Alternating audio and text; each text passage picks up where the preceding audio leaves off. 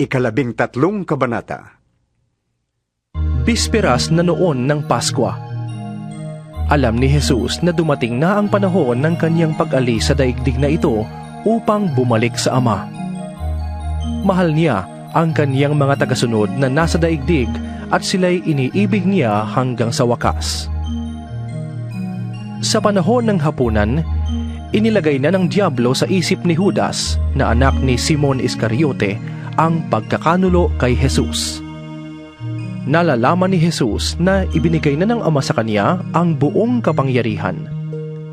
Alam din niyang siya'y mula sa Diyos at babalik sa Diyos. Kaya't siya'y tumayo mula sa hapag. Nagalis ng panlabas na kasuotan at nagbigkis ng tuwalya sa baywang. Pagkatapos, naglagay siya ng tubig sa palanggana at sinimulang hugasan ang paa ng mga alagad at punasan ng tuwalyang nakabigkis sa kaniyang baywang. Paglapit niya kay Simon Pedro, tumutol ito. Panginoon, Sabi niya. kayo ba ang maghuhugas ng aking mga paa? Sumagot si Jesus. Hindi mo nauunawaan ngayon ang ginagawa ko. Ngunit maunawaan mo rin pagkatapos. Nagsalita uli si Pedro. Hindi ko pahuhugasan sa inyo ang aking mga paa. Ngunit sinabi ni Jesus, Malibang hugasan kita, wala kang bahagi sa akin. kaya't sinabi ni Simon Pedro, Kung gayon, hindi lamang ang mga paa ko, kundi pati ang aking mga kamay at ulo. Sumagot si Jesus. Ang nakapaligo na ay hindi na kailangang hugasan, maliban sa kanyang mga paa, sapagkat malinis na ang buo niyang katawan. At kayo'y malinis na. Subalit hindi lahat. Sapagkat alam ni Jesus kung sino ang magkakanulo sa kanya, kaya sinabi niyang malinis na sila, subalit hindi lahat. Nang mahugasan na ni Jesus ang kanilang mga paa, muli niyang isinuot ang kaniyang damit at nagbalik sa hapag. Nauunawaan ba ninyo kung anong ginawa ko sa inyo? Tanong niya sa kanila. Tinatawag ninyo akong guro at Panginoon, at tama kayo, sapagkat ganoon nga ako. Kung akong Panginoon ninyo at guro ay naghugas ng inyong mga paa, dapat din ninyong gawin ito sa isa't isa. Binigyan ko kayo ng halimbawa upang inyong tularan. Sinasabi ko sa inyo, ang alipin ay hindi nakakahigit sa kanyang Panginoon, ni ang sinugo kaysa sa nagsugo sa kanya. Mapalad kayo kung nauunawaan ninyo ang mga bagay na ito at inyong gagawin. Hindi kayong lahat ang tinutukoy ko. Nakikilala ko ang aking mga hinirang. Ngunit dapat matupad ang sinasabi sa kasulatan. Pinagtaksilan ako ng taong pinapakain ko. Sinasabi ko ito sa inyo bago pa mangyari, upang kapag ito'y nangyari na, mananalig kayo na ako nga. Tandaan ninyo, ang tumatanggap sa sinugo ko ay tumatanggap sa akin, at ang tumatanggap naman sa akin ay tumatanggap sa nagsugo sa akin. Pagkasabi nito, si Jesus ay labis na nabagabag at nagpahayag sa kanila. Sinasabi ko sa inyo, ako'y pagtataksilan ng isa sa inyo. Nagkatinginan ang mga alagad at hindi nila alam kung sino ang kaniyang tinutukoy.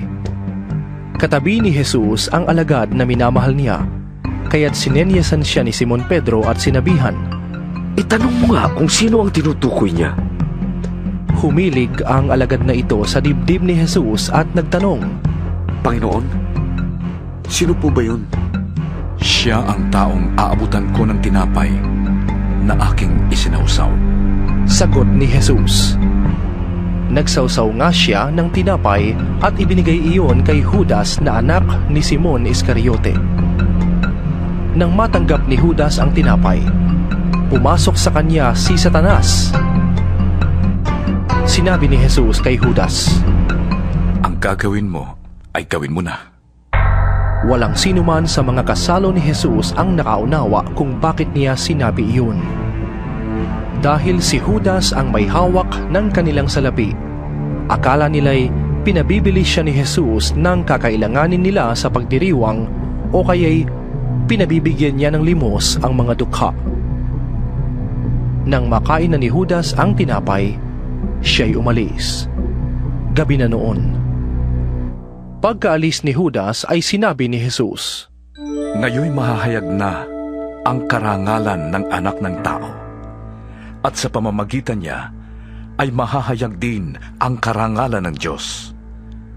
At kapag nahayag na ang karangalan ng Diyos sa pamamagitan ng anak ng tao, ang Diyos naman ang maghahayag ng karangalan ng anak, at ito'y gagawin niya agad.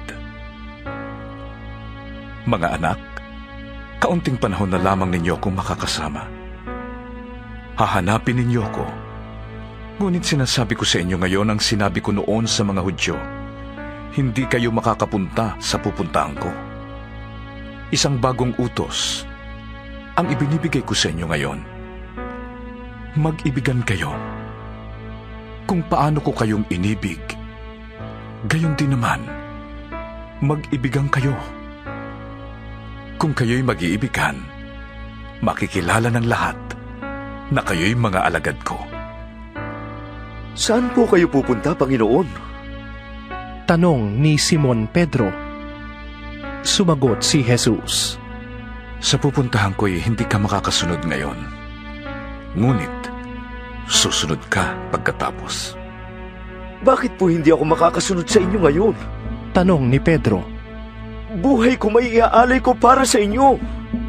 Sumagot si Jesus, Iaalay mo ang iyong buhay dahil sa akin? Tandaan mo, bago tumilaok ang manok, 3 beses mo akong ikakaila